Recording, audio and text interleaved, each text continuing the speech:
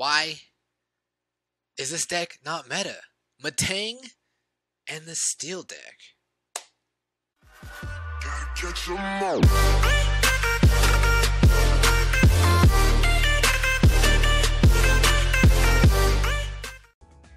What's good? It's your boy Rico. Welcome back to another episode of Pokemon Duel.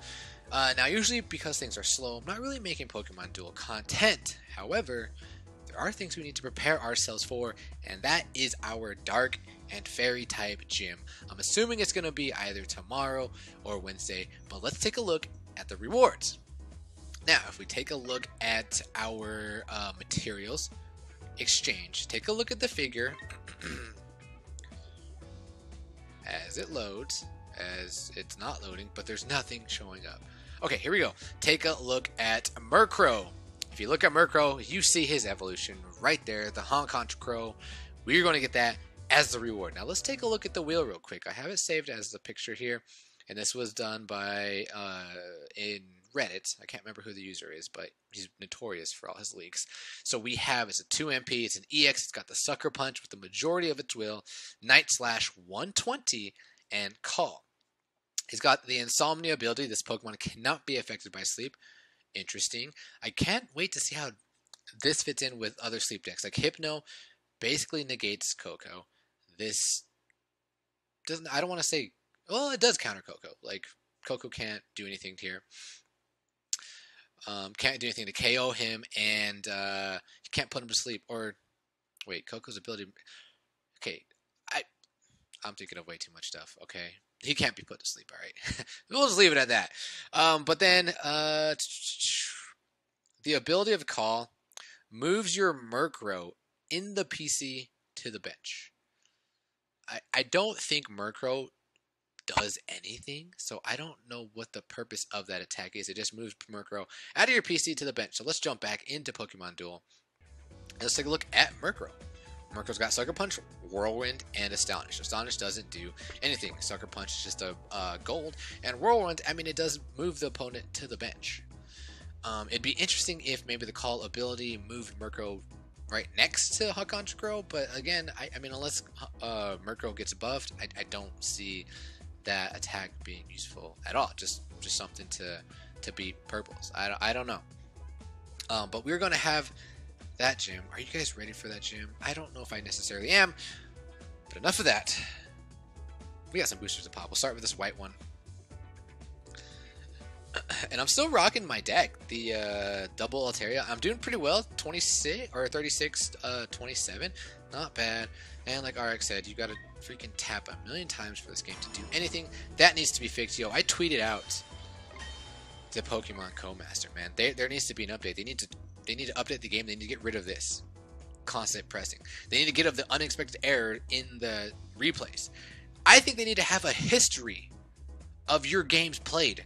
That way, if you forget to snap a picture of it, you can go back and just look at your history, grab the dual ID, and replay it. If you guys have any other suggestions, you guys can take a look at the Twitter that me and Kenny were talking back and forth. He gave a lot of good suggestions. But if you guys have any suggestions on what you would like to see from Pokemon Co-Master in an update, please let me know in the comments below. Alright, we got a gold one here.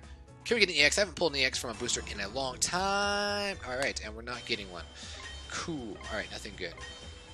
Alright guys, I want to go into this game. I want to show you this match I played. Now, I'm going to preface this by saying this was the first match I played with the new figures. Okay, I created a deck, and it was a terrible deck. It wasn't well thought out at all. I actually created it at work. I actually played it at work on my break. And keep this in mind, I have a 15-minute break at work. Okay, I actually was playing for 29 minutes, so I went over 14 minutes on my break. I did get in trouble though. I'm not trying to make any excuses, but I just want to preface that first. Okay, so let's go back and let's watch this replay. Had a really good game today. I wish I saved it, but I didn't. Alright, here we go. 299 820 522.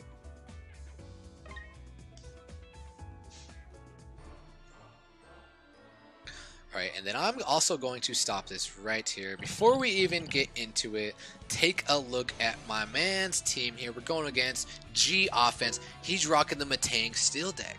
Now, when I saw this, I was like, okay, I kind of know what they can do, because when these figures came out, I never played against them. I have not played against one deck like this whatsoever. But I kind of had an idea. You know, I saw everyone's YouTube videos on it, and I'm like, okay, so I know these Metangs can do some cheesy stuff, like landing their blue. They can move another Steelmon like 2 steps away. I kept that in mind. I was like, all right. So I know there's going to be some sort of cheese, okay?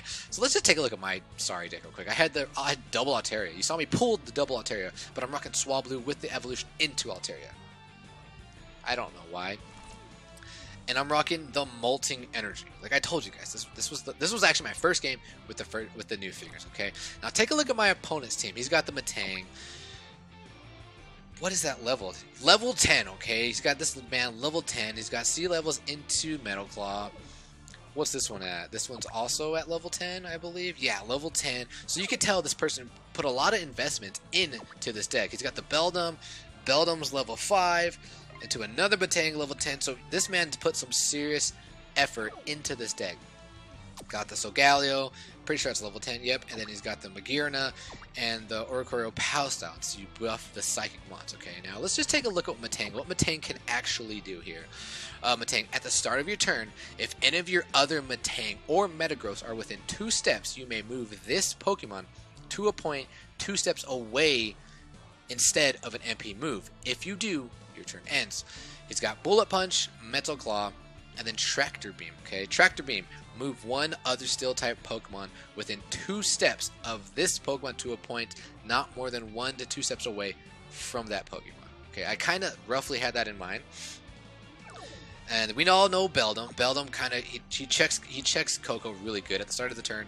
If any of your other Metang or Metagross are within 2 steps, you may move this Pokemon. So he's got the same ability, but he's attacked the Electromagnetic Blaster. If there is an Electric type Pokemon next to this Pokemon, it deals 50 plus damage. So it hits for a whopping 81, and it's got a dodge level 5. Okay. Don't really need to. Oh, let's take a look at his plates. Okay, he's got the X speed. I think he's primarily for Solgaleo to use. Double Chance, Max Revive, Gold Block, Steel Energy, and the Metal Sphere. Okay, so I think when this deck came out, Steel Energy was around. I don't think Metal Sphere was around, but he paired the two. And let me show you what they do. So if you don't know what Steel Energy does, during this duel, your Steel type Pokemon cannot become poison or noxious. Okay, and the damage of one of each of those Pokemon's most highly damaging white attacks that normally deals at least 10 damage is increased by 10. So every one of your Steel type Pokemon, their highest attack of white does 10 plus damage, and then the Metal Sphere, kind of similar. Choose one of your Steel type Pokemon until the end of the duel. While that Pokemon is on the field, your Steel type Pokemon do not become poison or noxious, and their white attacks that deal 10 or more damage deal plus 10 damage. Your turn ends. The effects of this plate does not stack. So essentially, if you use this on Solgaleo, your Solgaleo is hitting for 140 with his Flare Blitz, or in this case 143. Or if you put it on somebody else, so if he puts on it on this Metang, it's going to hit for 111. Okay, so let's keep that in mind. Here we go. Let's start the match. Opponent goes first. He plays Steel Energy. I take this opportunity to put my Coco in the center to set up the Coco wall. He moves the Beldum there, and I'm going to pause it right there. So he moves the Beldum right in the center. I totally forgot Beldum was the 3 MP, and because he moved it in the center, I have to retreat Coco. Otherwise, I'm getting attacked next turn with that Beldum. He's likely going to win, and he's going to evolve into the Metang. So that's why I moved back. Moves up his Metangs, I move up my Swablu. Moves up his other Metang, I bring up my Altaria. So now he's just setting up Oricorio. I put up my Coco here just to set up the, like I said, Shuppet wall here. Okay, I'm going to stop real quick after this attack, I guess, which I lose. Should have DC'd there. That if I won that roll, I think I would have been in a very good position. But because I negated to DC, because I thought I had the winning rolls, that really puts me in a very bad spot. But anyway, this Metang moved ahead of his, the Beldum moved ahead of his Metang, and I was like, what in the world? How did it do that? But when I'm playing, especially when I'm at work, when I have 15 minutes, I don't take the opportunity to even check the figures because I know I'm stressed on time. And my work is terrible with Wi-Fi, so I'm afraid if I even take a look at it for 1 second, it's going to waste time. But he's moved in between. I was like, how did he do that? Because like I said, I haven't played this deck before, and I was super confused. But yeah, I lost my Zapdos, so that's very unfortunate. So he Metal Spheres, and he places it on his Magearna.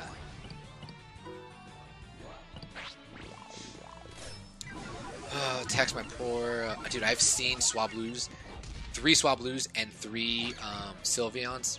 Incredible deck. Incredible deck. Because the Swablu now hits for like 100 plus. It's insane. But I move Reshiram here. He moves up the... Molten Energy. Like I said, guys, this was the first deck. Anyway. I decide to overdrive. And for some reason, I decide to attack the Solgaleo. Because I'm trying to banish. Which I don't even think I can banish if he does hit the 100. But the good thing is I at least burned this Mon, and now half of his will is gone. So that's good. Big mistake here. We're going to pause it real quick.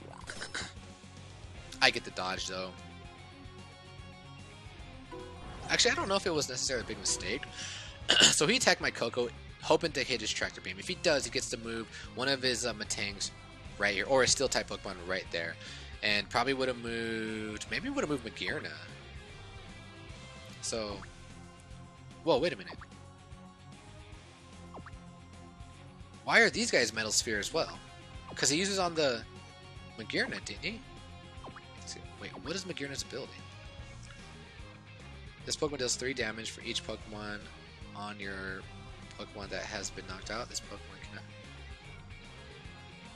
Wait, why? Wait, hold on. He put the Metal Sphere on Magearna, but his Matangs are also Metal Sphered as well? Why is that? I don't know that. Please, if you guys know the answer to that, please put it in the comments below. But yeah, things aren't looking good for your boy Rico. So let's continue the match. Again, he hopped over my Koko, and I was absolutely so confused on how that happened. I max revived because I wanted to get my other Altaria on, but how Molten Energy works, if you use it, they evolve, then they have gain weight 3 or 2. But we stopped it there. And yeah, this Matang went over my Koko. And again, I'm like, how is this happening? But because of his ability, his Matang was right here, his other Matang was right here. Instead of an MP move, he can move it 2 steps away. And I'm like, dude, this deck is brilliant. This guy, I mean, he's invested. He's got, each of his Matangs are level 10. So, I mean, he's probably mastered this deck, and it's gotten me completely off guard. So let's go ahead and continue. I decide to attack the Oricorio here because I don't really have that many options. I get the Bolt Strike, he gets the Alluring Dance, and now I'm confused, but it's not necessarily that bad. I'm going to stop real quick and I'm going to tell you why. The majority of my will is the Bolt Strike. So if I hit the Bolt Strike, I can essentially hit the Fly, and Fly is not that bad. So here I'm not looking good. I'm pressed to the corner, bring out my Swablu, and the only Mon that has any sort of mobility on this deck right now that's not trapped is my Koko. Tractor Beam doesn't do anything because he has nowhere to put any of his... Well, I guess he can do that, but nowhere like threatening. He gets the Roost, I get the Fly. And I decide to threaten the Oricorio. I mean, I wasn't really going to sack it, but I just wanted him to move Magearna, and he does. Attack Zap, and thank you, Zap. My Zap hit a roll after not hitting a roll against a Matang. Get a roll there. RNG comes back in my favor. So now I just move my Koko here, just to threaten him. The threaten game. The opponent's going to have to go block, which he does. And then that gives me the opportunity to surround the Oricorio. So I'm like, okay, things are okay. I'm okay. But then he max revives. So I'm like, okay, just kidding. They're not as good as I want them to be. So I'm going to stop right there. I'm going to tell you guys my thought process here. So looking at the Magearna and my confused Zekrom and my Koko, those are basically my attackers right now because I put myself in a bad position. My Terriers are in the back, same with my Zapdos. Now I know if I attack the Matang right here, I can probably get the Fly. So my plan was, because if I attack him here, I can land Fly and I can land right next to the Magearna. So my plan is to get the Koko right next to the Magearna, and then DC, hit the Fly, and then surround the Magearna. That's my initial plan right now. He attacks my Koko.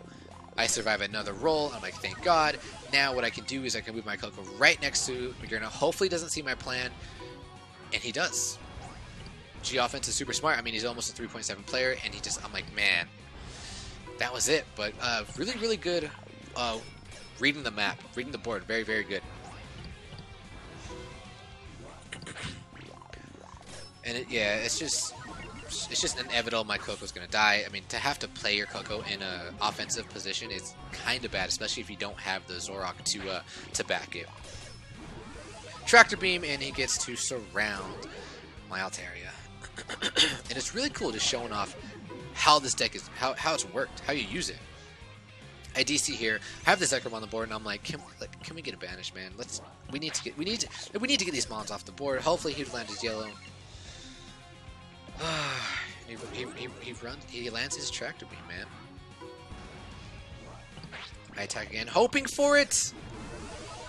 I get the roll that I want, but he gets his white, man. And now he gets to take the entry point, and now I'm really in trouble.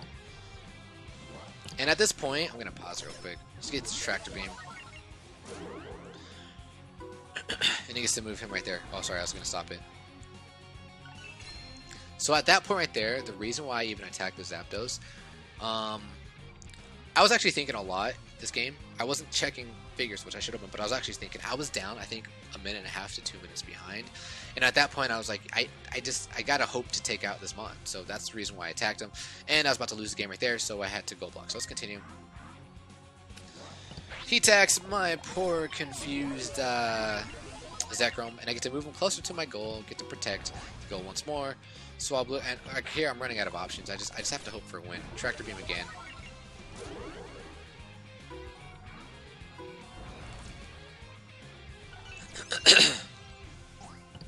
Now this man has half of its wheels gone. I'm like, we can win this roll. I got a DC here, and we can possibly win this roll. I hit the dodge, fortunately.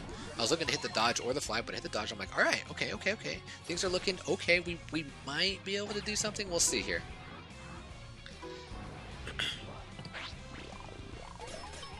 And then that's pretty much GG boys. At this point, there's nothing I can do. I actually had, I think, 10 seconds left here. So what I wanted to do here is like, I want the cheese. I'm going to give you the cheese. I'm going to attack you. Please land your Tractor Beam. He does. He gets the cheese. He gets to move one of his steel type mons onto my goal. And that is good game G offense. That is such a beautiful showcasing to this deck and an ignorant opponent. I was the ignorant opponent. I was lacking knowledge. I didn't know much about the deck because, like I said, that was my first time actually playing it, and my deck was absolute trash. But that was a great game. I actually had an opportunity to win. He saw it. Great board awareness. So my question is, why is this deck not meta? You see how good that Tractor Beam is? Like, honestly, the only counter to this deck that I see, in my opinion, is Terrakion. And Terrakion's kind of not meta. Like, I mean, Terrakion wrecks the Ultra Beast. Terrakion wrecks this deck. But the Ultra Beasts are not necessarily meta right now. Like, Altarias are everywhere. Swablu, and I've been seeing Swablu in round decks. Like I said, 3 Sylveons plus 3 Swablus. It's a nightmare, dude. The deck's hitting for all the mons are hitting for like 140 plus. It's insane. It's a really cool deck. Hopefully I'll be able to showcase that off sometime. But yeah, Terrakion's not necessarily in the meta because he doesn't need to worry about Ultra Beast or this Steel deck. Like, I think the Steel deck is amazing. I don't know why it's not in the meta.